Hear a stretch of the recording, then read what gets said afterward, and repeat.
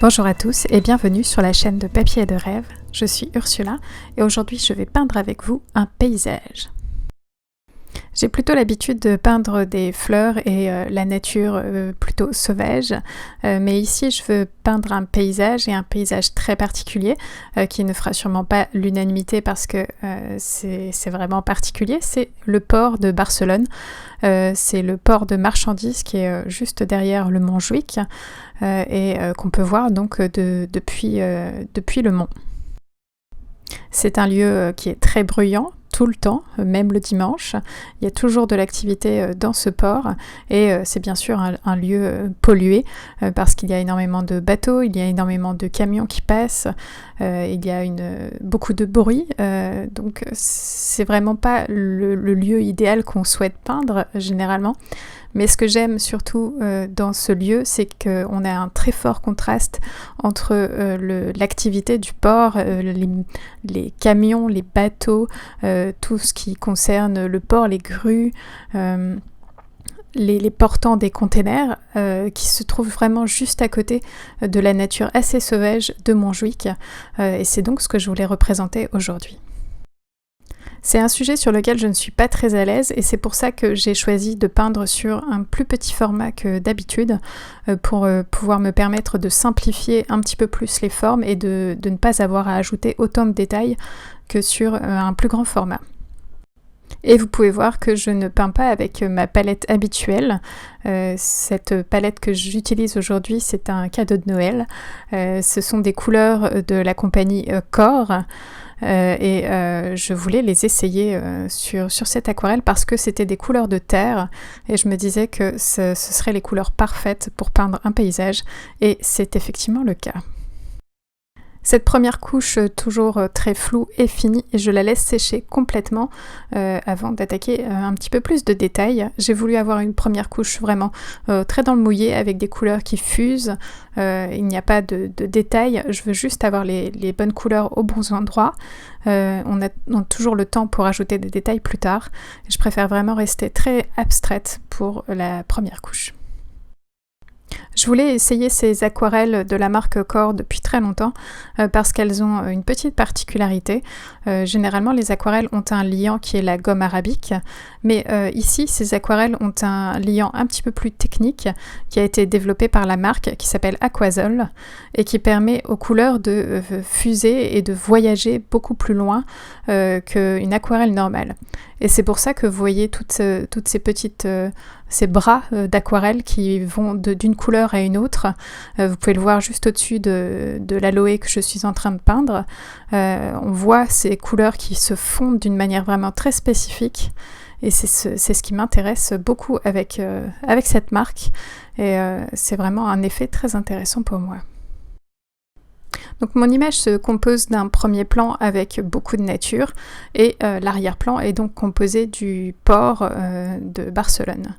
Je voulais avoir vraiment plus de détails sur la nature, c'est pour ça que je suis en train de la peindre maintenant. C'est le premier plan, donc forcément il y aura plus de détails et je vais aussi mettre l'emphase sur la nature comparée à tout l'espace industriel dans l'arrière-plan. Pour une fois, je ne mélange pas forcément mon vert moi-même. Dans cette palette, il y a un vert qui est déjà préexistant. C'est le vert de vessie et je l'utilise donc un petit peu. Je le mélange toujours un petit peu avec de l'indigo ou du jaune de Naples pour obtenir des verts un petit peu plus naturels. Mais pour une fois, j'utilise vraiment un vert déjà prévu dans une aquarelle. Et malgré le fait que cette palette ne contient qu'un seul bleu et en plus c'est un bleu indigo qui est donc un peu plus sombre, un peu plus terne qu'un bleu outre-mer par exemple, je pense que cette palette est vraiment très adaptée à la peinture en plein air parce que les couleurs sont vraiment idéales pour faire un paysage et on peut obtenir des verts très différents, on peut en mélanger vraiment une grande variété avec les couleurs qu'on a et ces couleurs de brun et de rouge sont vraiment très très adaptées à la nature. Il y a d'ailleurs une couleur de cette palette, l'oxyde brun transparent, qui est vraiment très similaire à l'oxyde rouge transparent que j'utilise dernièrement de Daniel Smith. Mais cette couleur, c'est celle que j'ai utilisée pour le porc principalement. A une très très forte granulation et c'est vraiment une couleur très intéressante à utiliser, surtout quand on la supporte avec un petit peu de rouge vénitien qui est un petit peu plus rouge et qui a une couleur un peu plus dense. C'est aussi une couleur légèrement opaque, mais ça amène toute la puissance de la couleur du brun transparent de manière un petit peu plus présente. Et vous pouvez voir que pour faire un petit peu plus de détails dans ce porc, j'utilise un pinceau différent de ce que j'utilise habituellement. C'est un pinceau en poil naturel et qui est extrêmement fin, même s'il contient énormément d'eau. Il a une pointe vraiment très très fine et c'est ce qui me permet de faire des petits détails un petit peu plus de manière précise dans cet arrière-plan. Et j'essaye vraiment de garder des tons très chauds, très rouges dans cet arrière-plan pour contraster fortement avec le premier plan, avec tous ces tons de vert, un petit peu plus froid peut-être, mais aussi un petit peu plus naturel. Et pour conserver un peu d'unité entre ces deux plans de mon image, j'utilise le jaune de Naples dans les deux plans et c'est une couleur qui va donc unifier les deux plans puisqu'elle se trouve sur les deux plans. Et c'est aussi une couleur qui est opaque et donc elle va me permettre d'ajouter un peu de lumière ou des touches de couleur à certains endroits sur une couche déjà sombre et ça me permet donc d'ajouter un petit peu de texture et d'intérêt très facilement.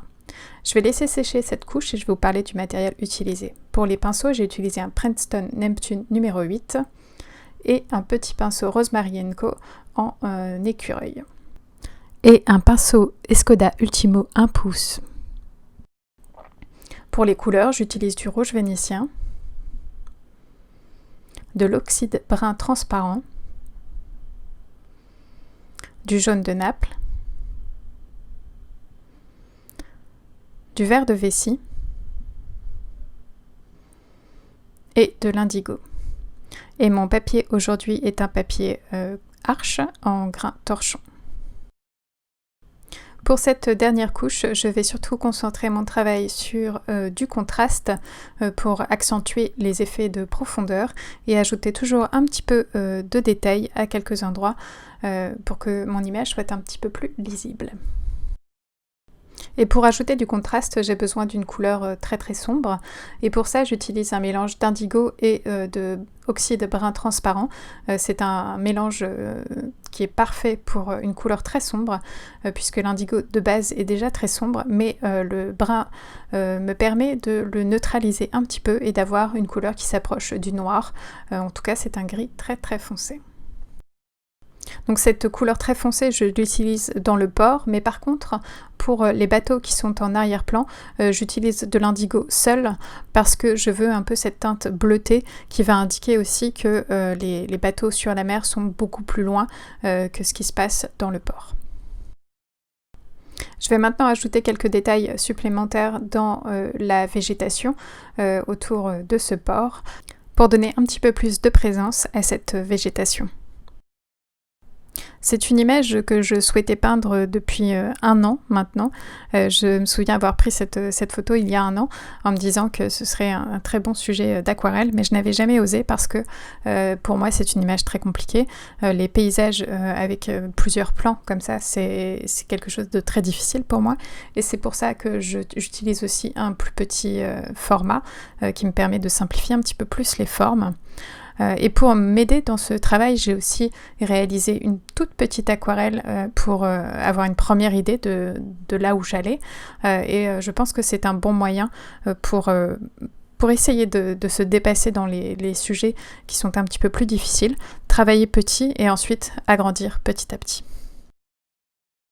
Et d'ailleurs, suite à l'aquarelle que vous êtes en train de voir, j'ai réalisé le même sujet sur une beaucoup plus grande feuille.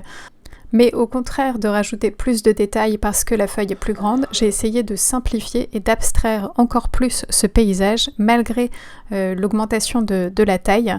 Je n'ai pas filmé cette aquarelle malheureusement, mais si vous voulez, je vais vous la mettre dans le blog et vous pourrez avoir un aperçu de mon travail.